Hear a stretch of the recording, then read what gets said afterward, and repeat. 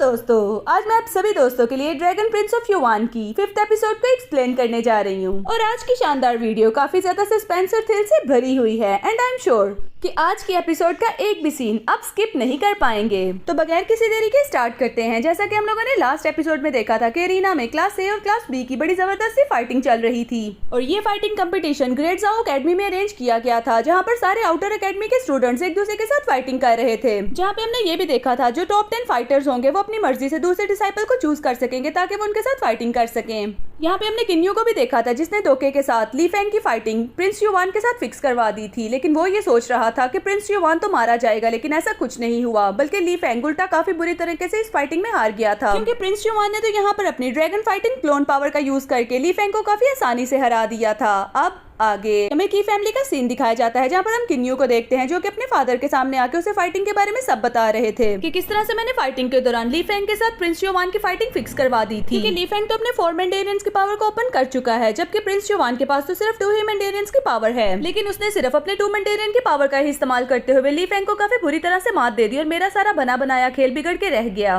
उसके फादर भी अपने बेटे की बात सुन के काफी परेशान हो रहे थे, तो अपने मुंह के नीचे हाथ रख लेते हैं और बैठ के सोच रहे थे और उसे कहते हैं कि हाँ ये कोई इतनी खास बड़ी बात नहीं, क्योंकि प्रिंस युवान जब पैदा हुए थे तो तभी उनके पास होली ड्रैगन की बॉडी की स्पिरिट थी, इसीलिए थोड़ी बहुत पावर्स तो उसकी बॉडी में अभी तक बची ही होंगी, लेकिन तुम्हें एक बात को बिल्कुल भी नहीं भूलना चाहिए कि जब वो छोटा ही था तो उससे उसकी डेस्टिनी छीन ली गई थी और मेरे ख्याल के मुताबिक तो अब उसकी बॉडी में सिर्फ और सिर्फ पॉइजन ही बचा होगा। लेकिन किन्यू को तो यहाँ पर काफी ज्यादा टेंशन हो रही थी और वो अपने फादर से कह रहा था कि मुझे लगता है फादर आप उसे काफी ज्यादा अंडर एस्टिमेट कर रहे हो, क्योंकि उसने इंटरमीडिएट एग्जाम को तो क्लियर कर ही लिया है और उसके साथ साथ उसने क्लास ए को भी चूज कर लिया है। दरअसल दोस्तों यहाँ पर उसके फादर की तो ये प्लानिंग चल रही थी कि वो धीरे धीरे करके तमाम पावरफुल कल्टीवेटर्स को क्लास बी में ज्वाइन करवा ले। क्लास बी में पावरफुल कल्टीवेटर्स के होने की वजह से उनकी क्लास बी स्ट्रांग हो जाएगी। क्लास बी के स्ट्रांग होने का मतलब ये था कि किन्यू अकेडमी ज्यादा पावरफुल हो जाएगी, फिर वो जियाओ अकेडमी के ऊपर कब्जा कर सकेंगे। जियाओ अकेडमी के ऊपर कब्जा करने के बाद वो उनकी रॉयल्टी भी उनसे छीन लेंगे और उसके बाद पूरी जियाओ सिटी के ऊपर कब्जा करके वो उस जगह पर राज करने का प्लान सोच रहे थे। लेकिन किन्यू को अपने फादर की सारी प्लानिंग सुनने के बाद भी सुकून नहीं मिल रहा था और वो अपने फादर से कहता है कि फादर फिर भी हमें उसे इतना इजी नहीं लेना चाहिए। तो उसके फादर कहते हैं कि तुम्हें क्या लगता है कि मेरे इतने सालों की प्लानिंग को ये कल का आया हुआ बच्चा खराब कर सकता है? इसलिए मैंने इस बारे में एक और भी प्लान सोच रखा है, यानी कि इस साल के आखिर में एक और भी कंपटीशन होने वाला है। उस कंपटीशन में हमें किसी भी तरह से करके इस कंपटीशन को जरूर ही जीतना होगा और क्लास ए को मात देनी होगी, तभी जाके हम पूरी की पूरी ज़ाओ डायनेस्टी के ऊपर कब्जा कर सकेंगे। अब अपने फादर की ये वाली बात सुनने के बाद किन्यू को थोड़ी सी तसल्ली मिलती है, तो वो अपने फादर से कहता है कि फादर ठीक है, कोशिश कीजिएगा कि साल के एंड पे जो कंपटीशन हो उसमें मेरी ही फाइट प्रिंस युवान के साथ करवाई जाए, तो मैं उसे इतनी बुरी तरह से मात दूंगा कि वो किसी को मुंह दिखाने के काबिल भी नहीं रहेगा। दूसरी तरफ जियाओ अकेडमी का सीन दिखाया जाता है जहाँ पर हम इस यूली को और प्रिंस युवान को देखते हैं जो दोनों ही कंपटीशन को विन कर चुके थे और उन्होंने क्लास ए को भी चूज किया था। इसी वजह से क्लास ए के सभी डिसाइपल काफी ज्यादा एक्साइटेड नजर आ रहे थे और वो उन्हें वेलकम करने के लिए बाहर ही खड़े थे, क्योंकि उनके आने से उनकी क्लास ए और भी ज्यादा स्ट्रॉन्ग होने वाली थी। वो लोग जैसे ही प्रिंस युवान को अपनी तरफ आता देखते हैं तो माय मैजेस्टी का शोर मचाते हैं। तो प्रिंस युवान भी कहता है कि तुम लोगों को इतनी फॉर्मेलिटी दिखाने की जरूरत नहीं, तुम लोग मुझे खाली युवान भी बुला सकते हो। तो एक लड़का जिसका नाम युवान जी था आगे आके अपना इंट्रोडक्शन करवाता है और प्रिंस युवान को बताता है कि मैं इस क्लास सी का हेड हूँ और मैं यहाँ पे आपको वेलकम कहता हूँ। तभी एक लड़की भी एक्साइटमेंट में आगे आते हुए यूली को बताती है कि मेरा नाम सिमी है और आप तो वही लड़की हो ना जिसने फाइटिंग कंपटीशन में टेक पार्ट किया था, आपने भी काफी ज्यादा अच्छी फाइटिंग की थी। और सिमी तो बहुत ही ज्यादा एक्साइटेड होकर उन दोनों से कह रही थी कि मुझे तो इस बात का यकीन ही नहीं हो रहा कि आप जैसे दोनों पावरफुल कल्टीवेटर्स ने हमारी क्लास को चूज किया है। उसके बाद सभी डिसाइपल वहाँ पर आके एक के बाद एक करके उन दोनों की तारीफों के पुल बांध रहे थे और वो दोनों भी काफी हवाओं में उड़ रहे थे कि हमारी तो अच्छी खासी तारीफ हो रही है। तभी वहाँ पे जाओ अकेडमी के मास्टर यानी कि चूटियानी आ जाते हैं और वो उन लोगों से कहते हैं कि तुम लोगों ने यहाँ पर इतना ज्यादा शोर क्या मचा रखा है और इतने ज्यादा एक्साइटेड क्यों नजर आ रहे हो? अगर तुम लोगों की क्लास में नए डिसाइपल आ गए हैं तो इस बात का मतलब ये हुआ कि हर डिसाइपल को अब डबल मेहनत करना होगी। डबल मेहनत का मतलब डबल कल्टीवेशन। उनकी बात सुन के सभी डिसाइपल काफी ज्यादा हैरान हो गए थे कि हम डबल कल्टीवेशन कैसे कर सकते हैं, ये काम तो हमारे लिए काफी ज्यादा मुश्किल होगा। तो मास्टर उन लोगों से कहते हैं कि ये काम हमारे लिए बहुत ही ज्यादा जरूरी है, क्योंकि इस साल के आखिर में एक और भी कंपटीशन होने वाला है जिसे जीतना हमारे लिए बहुत ज्यादा जरूरी है, क्योंकि ये कंपटीशन सिर्फ ज़ाओ अकेडमी को बचाने के लिए नहीं बल्कि पूरी की पूरी ज़ाओ डायनेस्टी को ही बचाने के लिए किया जाएगा। और अभी तक सिर्फ हमारी क्लास में 2 ही पावरफुल डिसाइपल हैं जिन्होंने अपनी 5 मेंडेरियन की पावर को ओपन कर लिया है, जिसमें एक तो मिस जूली है और दूसरा मिस युवान। और इसीलिए मैं इस कंपटीशन के रूल्स को तुम लोगों को पहले ही बता देना चाहता हूँ कि इस कंपटीशन के लिए तुम लोगों को अपने 5 मेंडेरियन की पावर को ओपन करना होगा। जिसके 5 मेंडेरियन ओपन नहीं होंगे वो इस फाइटिंग के लिए क्वालिफाई नहीं करेगा। इसीलिए मैं तुम लोगों से कह रहा हूँ कि तुम लोगों को अब डबल कल्टीवेशन करनी होगी। उसके बाद मास्टर चू उन लोगों को एक जेट वाटरफॉल के बारे में बताते हैं जो कि आज के दिन ओपन होने वाला था। इसलिए आज के दिन सभी डिसाइपल को वहाँ पे जाके कल्टीवेशन करना होगी। होगी। मास्टर की बात सुन के सभी लोग वहाँ के लिए निकल जाते हैं। दूसरी तरफ हम युवान और यूली को देखते हैं जो कि सिमी के साथ जेट वाटरफॉल के पास आ गए थे और सिमी यहाँ पर काफी एक्साइटमेंट में उन्हें अपने वाटरफॉल के बारे में बता रही थी। सिमी उन लोगों को बताती है कि ये हमारी एकेडमी का बहुत ही सीक्रेट ट्रेयर है और यहाँ की सोल कंडेंस एनर्जी भी काफी ज्यादा हाई है, इसीलिए यहाँ पर आके कल्टीवेशन करना काफी ज्यादा यूजफुल रहेगा। फिर वो उन लोगों को जेट वाटरफॉल के साइड इफेक्ट के बारे में भी बताती है कि ये एनर्जी हमारी बॉडी के लिए काफी ज्यादा यूजफुल है और एक लिमिट तक ही हम इस एनर्जी को अपनी बॉडी के अंदर स्टोर कर सकते हैं, लेकिन अगर इस एनर्जी को हमने अपनी बॉडी के अंदर जरूरत से ज्यादा अब्सॉर्ब कर लिया तो हमें लेने के देने भी पड़ सकते हैं। दूसरी तरफ हम मास्टर चू को देखते हैं जो कि सभी स्टूडेंट्स के साथ उसी तरफ आ रहे थे और मास्टर चू अपने डिसाइपल को बताते हैं कि मैंने यहाँ पर कल्टीवेशन करने के लिए काफी मुश्किल से टाइम अरेंज किया है और हमें बस कुछ लिमिटेड आवर्स ही मिले हैं ताकि हम यहाँ पर कल्टीवेशन कर सकें, इसीलिए तुम लोगों को 1 मिनट भी जाया नहीं करना होगा। तो मास्टर चू की बात सुन के सभी डिसाइपल वहाँ पर कल्टीवेशन करने के लिए चले जाते हैं। दरअसल दोस्तों, जेट वाटरफॉल तो तमाम अकेडमीज का कंबाइंड ट्रेयर था। तमाम अकेडमी के डिसाइपल्स को थोड़ा थोड़ा टाइम मिलता था ताकि वो यहाँ पर आके अपनी कल्टीवेशन को करके इसकी पावर्स को खुद में अब्सॉर्ब कर सके। दूसरी तरफ हम लोग में सिमी को भी देखते हैं जो कि युवान को एक बहुत ही जरूरी बात बता देती है। वो ये बात थी कि जेट वाटरफॉल के अंदर कोई भी एक हेवनली मार्क के बगैर नहीं जा सकता और अगर कोई भी डायरेक्ट अपनी बॉडी में इस एनर्जी को अब्सॉर्ब करने की कोशिश करेगा तो ये उसके लिए डेंजरस भी हो सकता है। इसीलिए सभी के सभी डिसाइपल मास्टर चू टियानी के सामने लाइन बना के खड़े हुए थे ताकि वो अपनी बॉडी के ऊपर हेवनली मार्क लगवा सके और उसके बाद ही वो अपनी कल्टीवेशन के प्रोसेस को जारी कर सकते थे। दूसरी तरफ हम युवान को भी देखते हैं जो कि जेट वाटरफॉल के बाहर खड़ा होकर उसी पानी को देखे जा रहा था। तो यूली उसे कहती है कि तुम क्या सोच रहे हो, तो वो उसे कहता है कि वहाँ पर इतनी ज्यादा लंबी लाइन है, मैं इतना इंतजार नहीं कर सकता और मास्टर ने भी कहा है कि हमारा एक एक लम्हा काफी कीमती है, इसलिए मैं ऐसे ही जा रहा हूँ। यूली तो उसको देख के काफी ज्यादा परेशान हो गई थी क्योंकि वो नहीं चाहती थी कि युवान को कोई भी नुकसान पहुंचे, लेकिन युवान तो अंदर आ ही चुका था। यहाँ पर काफी बुरी तरह से पर्पल एनर्जी ने उसके ऊपर अटैक करना शुरू कर दिया था और ये एनर्जी तो इतनी ज्यादा खतरनाक थी कि कोई भी इंसान इसे झेल नहीं पाता, लेकिन प्रिंस युवान ने पिछले दिनों काफी ज्यादा स्ट्रगल की थी, इसीलिए उसने अपनी बॉडी को इतना तो स्ट्रॉन्ग बना ही लिया था कि इस एनर्जी को बर्दाश्त कर सकता। इसीलिए युवान भी अब यहाँ पर कल्टीवेशन के लिए बैठ चुका था और उसे बैठते ही इस बात की समझ आ गई थी कि ये पानी काफी ज्यादा पावरफुल है और युवान यहाँ पर ये भी कह रहा था कि इस जेट पावर की एनर्जी को खुद में अब्सॉर्ब करने के बाद मैं अपने 8 मेंडेरियन की पावर को जल्द ही ओपन कर लूंगा। इसीलिए वो अपनी बॉडी के अंदर उस पर्पल एनर्जी को अब्सॉर्ब करना शुरू कर देता है। दूसरी तरफ हम यूली को देखते हैं जो कि उसके अंदर होने की वजह से काफी परेशान नजर आ रही थी। तभी वहाँ पर सिमी भी आ जाती है और यूली से पूछती है कि प्रिंस युवान कहाँ पर है, तो वो उसे बताती है कि वो उस वाटर की एनर्जी को महसूस करना चाहता था, इसीलिए उसने उस वाटर के अंदर जंप कर दिया है। तो सिमी उसकी बात सुन के काफी परेशान होती है और उसे कहती है कि प्रिंस युवान को ऐसा नहीं करना चाहिए था क्योंकि इस वाटर की एनर्जी काफी ज्यादा खतरनाक भी हो सकती है, क्योंकि जब मैंने पहली दफा इस वाटर के अंदर जंप किया था तो मेरी बॉडी के ऊपर हेवनली मार्क भी था, उसके बावजूद भी मैं सिर्फ इस पानी के अंदर 5 मिनट ही टिक पाई थी।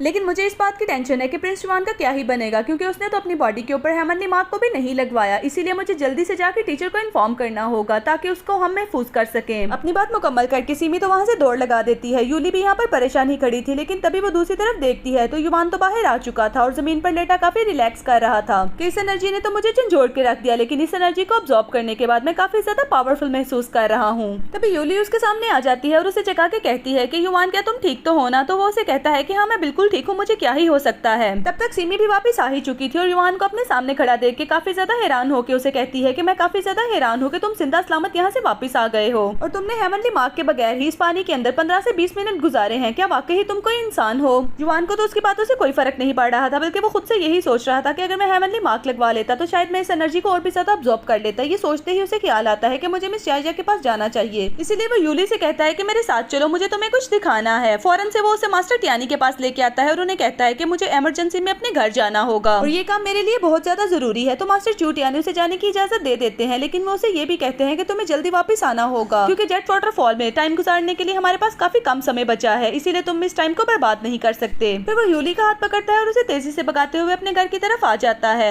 रास्ते में यूली उसे पूछती है कि हम कहाँ जा रहे हैं, तो युवान उसे कहता है कि मैं तुम्हें किसी लड़की से मिलवाना चाहता हूँ, इसलिए तुम यहाँ पर इंतजार करो, पहले मैं उसे इजाजत ले लूँ। यूली भी आखिर एक लड़की थी, इसलिए वो इस क्यूरियोसिटी को झेल नहीं पाती और छुप छुप के उसे देखने लगती है कि युवान आखिर कहाँ जा रहा है। तभी उसे अपने सामने मिस जाया नजर आती है जो कि देखने में काफी ज्यादा खूबसूरत नजर आ रही थी। यूली को तो खुद पे यकीन नहीं आ रहा था कि युवान इतनी ज्यादा खूबसूरत लड़की के साथ रह रहा है। तभी युवान भी वहाँ पर आ पहुंचा था जो कि मिस जाया को देखता है जो कि हेवनली मार्स सिंबल का इस्तेमाल करते हुए ब्रश के साथ एक पेंटिंग कर रही थी और ये पेंटिंग बहुत ही स्ट्रॉन्ग हेवनली मार्स एनर्जी के साथ क्रिएट की जा रही थी। अगर कोई भी वीक डिसाइपल इसे देख लेता तो उसका सर चकराने लगता। युवान भी अभी वीक डिसाइपल था, इसीलिए उसका भी सर चकराने लगता है क्योंकि युवान तो उनके पीछे खड़ा होकर उस पेंटिंग को गौर से देखने की कोशिश कर रहा था। देखते ही उसका सर चकराता है तो वो मिस याया के काफी करीब हो गया था। दूर खड़ी हुई यूली को ये देख के काफी गलतफहमी होती है कि इन दोनों के दरमियान में क्या चल रहा है। मिस याया भी इस बात को जान चुकी थी, इसलिए उस पेंटिंग को क्लोज कर देती है और उसे कहती है कि तुम काफी ज्यादा वीक हो चुके हो, इसलिए तुम्हें अपना लेवल अप करना होगा ताकि तुम इस तरह की पेंटिंग्स को देख सको। तो युवान उसे कहता है कि हाँ बिल्कुल ठीक कह रही है, इसीलिए तो आज मैं आपके पास आया हूँ क्योंकि हमारी एकेडमी में एक जेट वाटरफॉल है जिसकी एनर्जी को खुद में अब्सॉर्ब करने के लिए मुझे एक हेवनली मार्क की जरूरत है। इसीलिए मैं यहाँ पर आपके पास आया हूँ कि आप मेरी बॉडी के ऊपर एक हेवनली मार्क लगा सकती हैं। मिस याया पहले तो उसकी बात सुन के इनकार कर देती है, लेकिन युवान भी उनकी कमजोरी जानता था, इसीलिए एक वाइन की बोतल उनके सामने पेश करता है। मिस याया उस वाइन को टेस्ट करती है तो कहती है बहुत डिलीशियस है। फिर वो हेवनली मार्क को लगाने के लिए एग्री हो जाती है और युवान से कहती है कि अपनी शर्ट उतारो। यूली भी ये सारा सीन छुप के देख रही थी जो कि काफी गलत समझ रही थी और उसे इस बात का अंदाजा भी नहीं था कि बात यहाँ तक आ पहुंची है। दूसरी तरफ युवान मिस याया के कहने पर अपनी शर्ट उतार के उनके सामने बैठ जाता है और मिस याया उसकी बॉडी के ऊपर वो हेवनली मार्क बनाना शुरू कर देती हैं। और मिस याया युवान की बॉडी के ऊपर हेवनली मार्क बनाते हुए उसके काफी ज्यादा करीब भी आ चुकी थी। यूली ये सीन पहाड़ के पीछे से छुप के देख रही थी तो उसने तो अपने मुंह पे हाथ ही रख लिया था कि इन दोनों ने तो अब हद ही पार कर दी है। दूसरी तरफ मिस याया उसकी बॉडी के ऊपर एक हेवनली मार्क लगाने की कोशिश कर रही थी और मिस याया उसे बताती है कि इस हेवनली मार्क का नाम है आइस और fire genesis two gathering mark. और साथ ही साथ उसे ये भी बताती है कि इस हेवनली मार्क के तुम्हें दो फायदे होने वाले हैं। पहला फायदा तो ये होने वाला है कि तुम इसके साथ किसी भी हेवनली एनर्जी को अपने अंदर अब्सॉर्ब कर सकते हो और दूसरा फायदा तुम्हें ये होने वाला है कि इसके इस्तेमाल के बाद तुम आइस और फायर दोनों ही एलिमेंट का गैदरिंग इस्तेमाल कर सकते हो। युवान भी यहाँ पर उनकी बातें गौर से सुन रहा था और इस बात को समझने की कोशिश कर रहा था। मिस याया ने जैसे इस प्रोसेस को स्टार्ट करना शुरू कर दिया था तो युवान को भी यहाँ पर इस प्रोसेस के दौरान काफी ज्यादा तकलीफ का सामना करना पड़ रहा था और उसके मुंह से ऊ आ की आवाजें भी निकल रही थी जो कि दर्द के दौरान निकलती हैं। अब इस तरह की आवाजें सुनते हुए वहाँ पर मिस यूली भी ये देख रही थी कि यहाँ पर आखिर चल क्या रहा है और उसे ये सब कुछ काफी ऑकवर्ड सिचुएशन लग रही थी। तो युवान तो मिस याया से कहता है क्या है ये किस तरह का हेवनली मार्क है, क्योंकि इसके लगाने से मुझे सर्दी और गर्मी दोनों का एहसास हो रहा है और मुझे अपनी बॉडी से काफी ज्यादा एनर्जी भी निकलती हुई महसूस हो रही है और साथ ही साथ युवान के चारों तरफ आइस और फायर की भी हेवनली एनर्जी क्रिएट हो रही थी। तो मिस याया उसे ये बताती है कि मैंने तुम्हारी बॉडी के ऊपर लेवल 3 का हेवनली मार्क लगा दिया है क्योंकि मैंने एक बात को नोट किया है कि तुम्हारी बॉडी अभी इस कदर स्ट्रॉन्ग नहीं हुई कि वो लेवल 4 के हेवनली मार्क को संभाल सके, इसीलिए मैंने लेवल 3 के हेवनली मार्क को लगाया है। तो युवान भी यहाँ पर मिस याया की बातें सुने जा रहा था और सोच रहा था कि यार ये तो काफी ज्यादा इंटेलिजेंट है और इसके पास जो पावर्स हैं वो तो काफी ज्यादा खतरनाक हैं, लेकिन फिर भी मुझे समझ नहीं आ रहा कि मास्टर कैन ने ये जिम्मेदारी मुझे क्यों दी कि मैं मिस याया की हिफाजत करूं, जबकि यहाँ पर तो मुझे उल्टा सीन ही लग रहा है, यानी मिस याया को ही मेरी हिफाजत करना पड़ रही है। युवान तो यहाँ पर अपने दिल ही दिल में ये सभी बातें सोचे जा रहा था, जबकि दूसरी तरफ मिस याया ब्रश की मदद से उसकी बॉडी के ऊपर हेवनली मार्क क्रिएट कर रही थी। तभी अचानक से युवान के मुंह से दर्द के मारे और भी ऊंची ऊंची आवाजें निकलना शुरू हो गई थी और दूसरी तरफ यूली इन आवाजों को सुनती है तो दोबारा फिर से सोचने लगती है कि यहाँ पर क्या हो रहा है, क्योंकि दूर से तो उसे बस यही नजर आ रहा था कि सामने युवान शर्ट उतार के बैठा हुआ है जबकि मिस याया उसके ऊपर झुकी हुई है, लेकिन असल में क्या हो रहा था उसे कुछ भी समझ नहीं आ रहा था। तभी मिस याया अपना काम मुकम्मल कर देती है और युवान से शर्ट पहनने के लिए बोलती है। युवान अपनी शर्ट पहन के उन्हें कहता है कि मैं अब काफी ज्यादा अच्छा महसूस कर रहा हूँ, यानी कि मैं अपनी बॉडी को पहले से ज्यादा पावरफुल महसूस कर रहा हूँ। तो युवान उन्हें शुक्रिया बोलते हुए कहता है कि मिस याया मुझे एक और भी काम है, यानी कि मेरे साथ एक दोस्त भी आई है और मैं चाहता हूँ कि आप उसकी बॉडी के ऊपर भी हेवनली मार्क को क्रिएट कर दो। मिस याया पहले तो उसकी बात सुन के इनकार कर देती हैं, लेकिन फिर युवान के इस्रार करने पर वो ओके कर देती हैं, क्योंकि युवान ने उन्हें बोला था कि आप यहाँ पर बिल्कुल अकेली रहती हैं और मेरी दोस्त बहुत ही प्यारी है, आप उसके साथ फ्रेंडशिप भी कर सकती हैं। और भला कोई भी अकेली रहने वाली लड़की किसी लड़की की फ्रेंडशिप को कैसे रिफ्यूज कर सकती है, इसीलिए वो उसे कहती है कि ठीक है उस लड़की को यहाँ पर बुलाओ। तो युवान यहाँ पर यूली को आवाज देके अपने पास बुलाता है तो यूली भी काफी ऑकवर्ड होते हुए आहिस्ता आहिस्ता करते उनके पास आती है और युवान से कहती है कि आई एम सो सॉरी, मुझे तुम लोगों को डिस्टर्ब नहीं करना चाहिए था, लेकिन उसके बावजूद भी मैंने वो सब देख लिया है। लेकिन युवान को तो उसकी किसी भी बात की कोई समझ नहीं आती, तो वो उसे बताती है कि मिस याया मेरी बहुत अच्छी दोस्त है और उन्होंने मेरी बॉडी के ऊपर एक हेवनली मार्क लगा दिया है और अगर तुम भी उस हेवनली मार्क को लगवाना चाहती हो तो तुम भी उनसे लगवा सकती हो, क्योंकि मैंने उनसे रिक्वेस्ट की है कि तुम्हारी बॉडी के ऊपर भी हेवनली मार्क को लगा दें। तो यूली उसे कहती है कि क्या कहा, हेवनली मार्क को बहुत ज्यादा एक्साइटेड हो जाती है। तो मिस याया यूली को लेके अपने रूम की तरफ चली जाती हैं। तो युवान भी यहाँ पर उनका पीछा करते करते रूम में आ जाता है। तो मिस याया कहती हैं कि तुम हमारे रूम में क्या कर रहे हो, जाहिर सी बात है यूली के बॉडी के ऊपर भी बर्थ मार्क बनाने के लिए उसकी शर्ट तो उतारना ही पड़नी थी। तो युवान कहता है लेकिन मैं भी इस प्रोसेस को देखना चाहता हूँ। तो मिस याया उसको लात मार के रूम से बाहर निकाल देती है और उसे कहती है कि तुम बाहर ही स्टे करो। फिर वो यूली से कहती है कि अपनी शर्ट उतारो। तो यूली भी शर्माते हुए अपनी शर्ट उतार देती है। तो मिस याया उसकी बॉडी के ऊपर भी हेवनली मार्क बनाना शुरू करती है और उसे कहती है कि तुम बहुत ही ज्यादा खूबसूरत लड़की हो। और उसके साथ ही मिस याया उसकी बॉडी के ऊपर आइस और फायर हेवनली मार्क को क्रिएट करना शुरू कर देती हैं।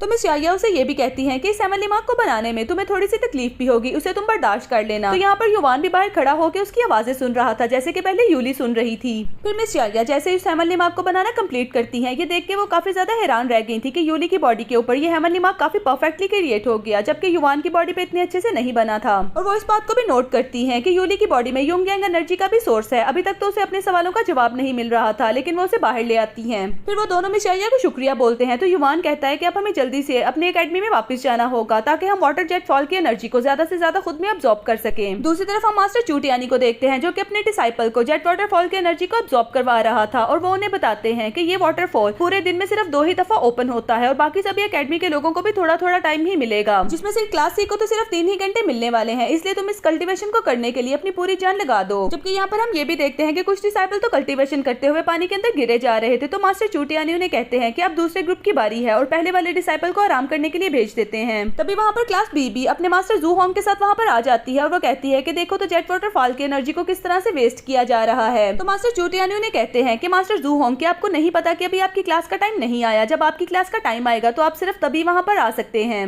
तो मास्टर जू होंग तो किसी और ही मूड में था, इसीलिए वो उनसे कहता है कि ये जेट पोर्ट सिर्फ 2 ही दिन में ओपन होता है और तुम्हारी क्लास को 3 घंटे दे दिए गए हैं, लेकिन मेरा ख्याल है कि ये सिर्फ वक्त का ज़या है, इसीलिए मेरा ख्याल है कि उन्हें टाइम कम देना चाहिए और मेरे डिसाइपल को टाइम ज्यादा। और मेरी क्लास में ज्यादा पावरफुल डिसाइपल्स हैं, इसीलिए मैं चाहता हूँ कि मेरी क्लास के डिसाइपल ज्यादा से ज्यादा इस जेट वाटरफॉल की एनर्जी को खुद में अब्सॉर्ब कर सकें। दूसरी तरफ उसके डिसाइपल भी सभी यही कह रहे थे कि हाँ, हमें ज्यादा टाइम मिलना चाहिए। तो मास्टर चू उनकी बात सुन के कहते हैं कि अगर तुम्हें टाइमिंग से कोई भी प्रॉब्लम है तो इस मसले को हमें किंग जू के पास लेके जाना चाहिए, क्योंकि उन्होंने ही इस टाइमिंग को डिसाइड किया है। लेकिन जू होंग तो मास्टर किंग के बारे में भी कुछ बुरी बुरी बातें करने लगता है। तो मास्टर चू कहता है कि तुम इस तरह से किंग के बारे में बुरी बातें नहीं कर सकते, और गुस्से में आके अपनी फायर एनर्जी को एक्टिवेट कर लेता है। दूसरी तरफ मास्टर जू होंग भी गुस्से में आके अपनी एनर्जी को अनलिश कर लेते हैं। अब यहाँ पर खड़े हुए सभी डिसाइपल इस एनर्जी को महसूस कर सकते थे और उन्हें पता था कि यहाँ पर अब कोई ग्रेट बैटल शुरू होने वाली है। और दोस्तों, इसी के साथ ही हमारी आज की वीडियो अपने इख्तिताम पर पहुंचती है, और अगर आप लोगों को इसका नेक्स्ट पार्ट चाहिए तो मेरी वीडियो को एक लाइक कर दो, चैनल को सब्सक्राइब कर दो और अपना प्यारा सा कमेंट करके मुझे बता दो कि आपको आज का पार्ट कैसा लगा। मिलते हैं नेक्स्ट वीडियो में।